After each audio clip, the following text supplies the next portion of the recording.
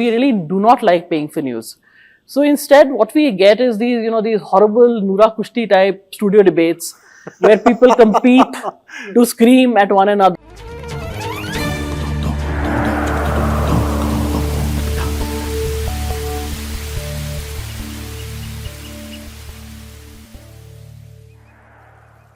Since we're drowning in this miasma of hate, probably a good time to remind those who might be interested in knowing what classic old school fact-based journalism used to be like.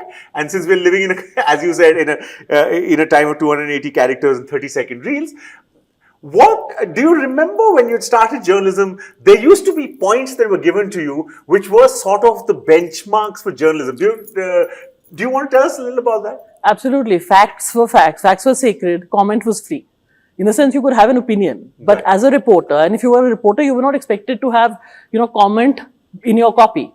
You were just supposed to, old-fashioned, rigorous ground reporting. Why something happened, where did it happen? And, basically that took out all the biases. If you're actually doing a field report, you weren't supposed to, say that, this candidate is completely, I think he's a loser, so he must be a loser. I see more and more of that. Nobody's interested in reporting anymore. Right. Also because reporting is expensive. To put reporters out in the field because India is a huge country. Yeah. To actually have comprehensive reporters, because we really do not like paying for news.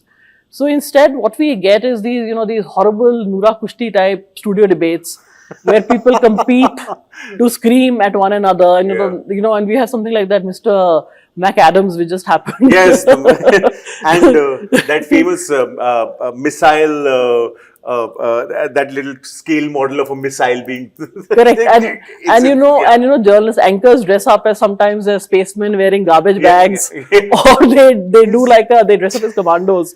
So this is this is not journalism, and it is very sad because we desperately need good journalism, because you have one political party which is completely hyper in power. It is across the board.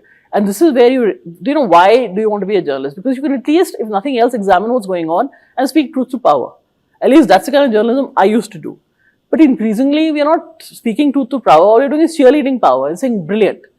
It used to be the maxim that, comfort the afflicted and afflict the comfortable. All of that is gone. I mean, journalists want to do as much drama as possible. They probably think it's a springboard to Big Boss. But if someone were to want to adhere to the classical rules of journalism right now, considering that, as you said, there's so much fear, there's literally an army that is supposed to be against them and fight against them, what would your advice be? Don't do it in India. You'll be unemployed, you'll be unemployable, you will be attacked, your self-esteem will be shattered, from your looks to your bank balance, everything will be up for grabs. If you're a woman, you'll get rape threats. If you're a man, they will call you corrupt and give you death threats. If you've enjoyed this podcast, subscribe to our channel now. We have a new episode out every Friday.